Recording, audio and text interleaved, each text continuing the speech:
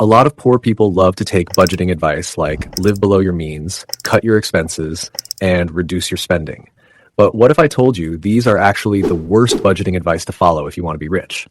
In this video, I'm going to teach you a smart budgeting secret, one that the rich use and the poor don't.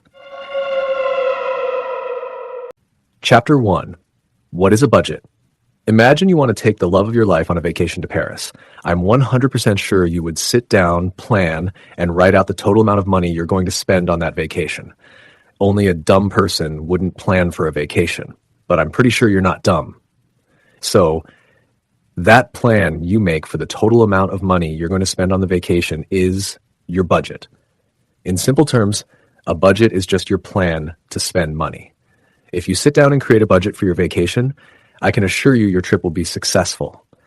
But if you don't sit down to budget for your trip, I can also assure you that you'll have a horrific vacation.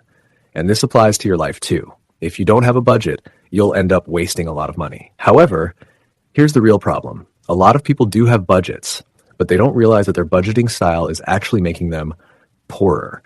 Rich people use a smarter budgeting secret, and I'll be sharing that later in this video.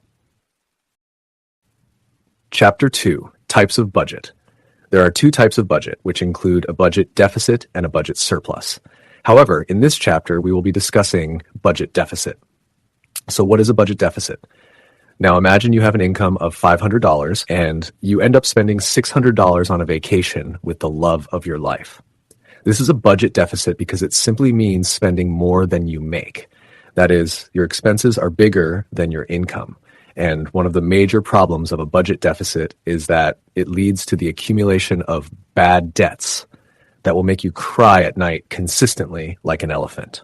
This is a major financial problem that a lot of people are struggling with and crying about. And they think that the solution to this problem is to cut down or reduce expenses or spending.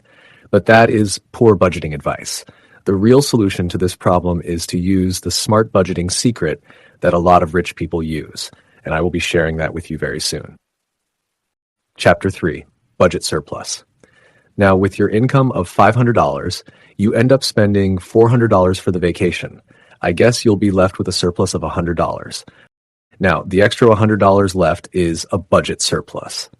And it simply means making more money than you spend. That is, your income is bigger than your expenses. Now, there are a lot of ways to create a budget surplus, and the most popular way is to cut down your expenses and spending and live below your means. Now, this is good advice if you want to remain poor or average, but if you want to be rich, you don't need to live below your means. But you need to learn how to expand your means using the smart budgeting secret that is used by most of the rich people and not the poor people. Chapter 4. The Smart Budgeting Secret.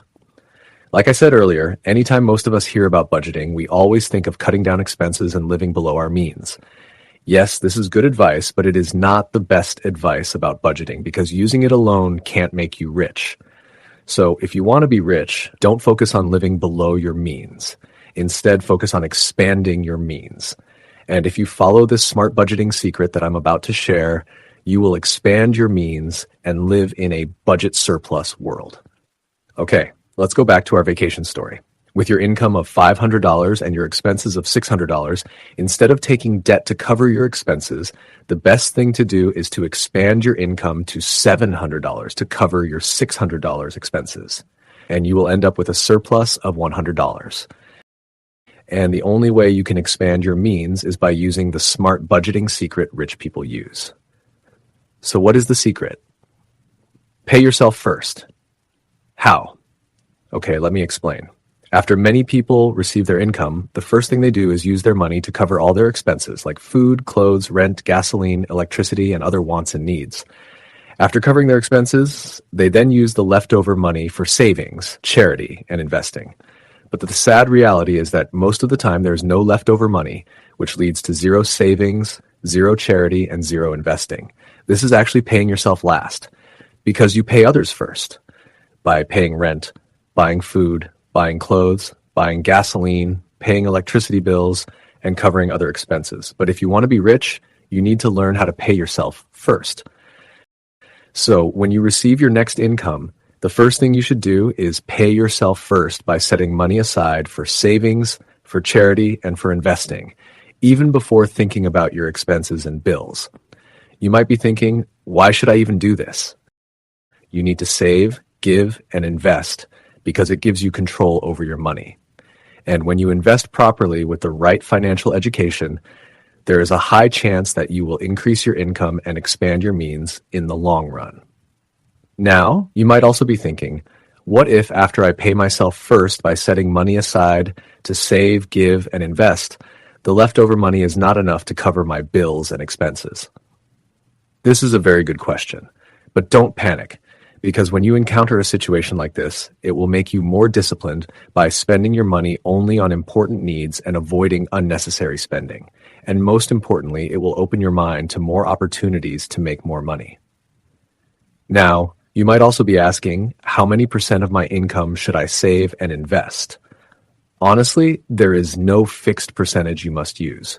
You can use any percentage you choose, depending on your financial goals. But personally, I recommend using the 10-10-10 rule. That is, 10% of your income goes to savings, 10% goes to charity, and 10% goes to investing. However, as you gain more control over your expenses, you can increase the percentage to 15-15-15 or 20-20-20. But start with what you can start with today. I'm not pressuring you with figures, and the most important thing is to start today, even if you start with just 1% of your income. Chapter 5. What should I invest in? Investing is the best thing to do if you want to multiply your income and live in a budget surplus. You might be asking, what should I invest in?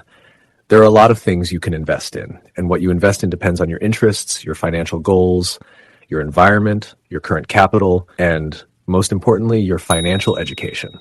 That's why you need to subscribe to this channel to boost your financial education. Subscribe.